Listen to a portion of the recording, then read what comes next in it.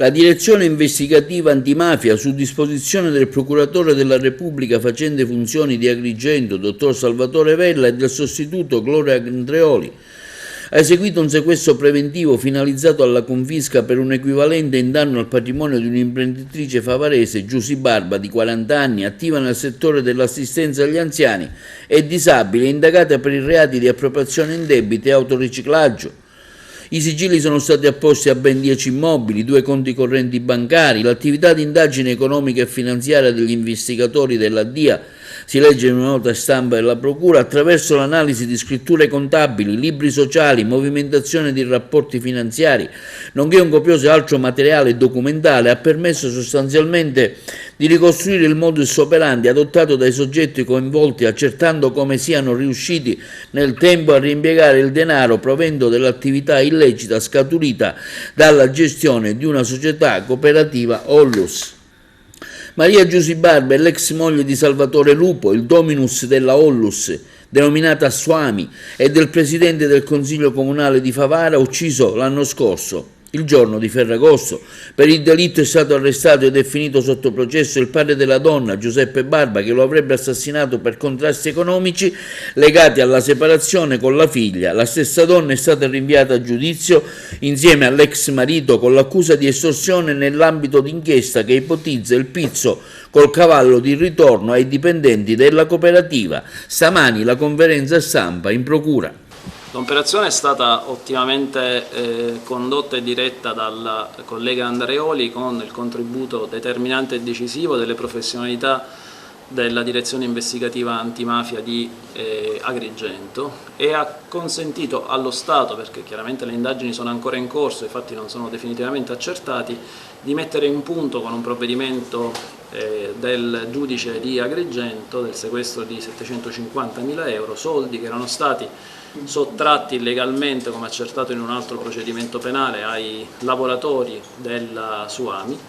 e investiti dagli amministratori di fatto della Suami in beni del personale, della propria famiglia, quindi lucrando sulle condotte di estorsione ai danni dei lavoratori. C'è un documento importante in questa indagine, ha fatto una svolta praticamente. Gli accertamenti, che sono stati molto precisi, hanno consentito di ricostruire questa vicenda e quindi di incameramento illecito di liquidità per 750.000 euro. Alla fine delle indagini abbiamo avuto un riscontro importante in un documento sottoscritto dai 2 legali della signora Barba, dell'odierna indagata, che in un tavolo che li vedeva contrapposti con il marito Lupo, oggi ucciso,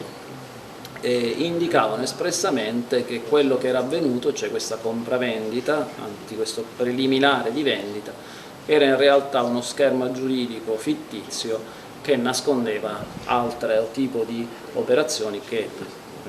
riscontra quello che noi avevamo già accertato. Questo documento è un documento che viene prodotto in una controversia stragiudiziale, quindi fuori dalle aule di giustizia, che si conclude a luglio del 2021, cioè poco meno di un mese prima dall'omicidio di una delle 2 parti contrapposte, cioè proprio del signor. Ecco, questo è un aspetto importante. Le indagini sono iniziate prima, poi il dissidio si matura anche poi successivamente con l'omicidio. Il dissidio, per quello che è stato accertato in questo procedimento, il dissidio economico nella gestione di questo patrimonio che è stato creato illecitamente, raggiunge il suo punto massimo di contrasto poco meno di un mese prima dall'omicidio. Quindi insomma questo sembra in qualche modo accendere un ulteriore faro sull'omicidio di cui tutti noi ci ricordiamo, avvenuto a Ferragosto dell'anno scorso. Guardi, la mission della direzione investigativa antimafia è tra le altre quella di approfondire a livello infoinvestigativo tutto ciò che riguarda i flussi finanziari e più in generale come si muove il crimine organizzato nell'ambito delle attività economiche e finanziarie. Questo in generale ovviamente. In particolare abbiamo ricevuto una delega dalla Procura per fare un approfondimento e quindi abbiamo messo il nostro know-how in questa attività di indagine e abbiamo evidenziato in questo quadro investigativo piuttosto chiaro che è emerso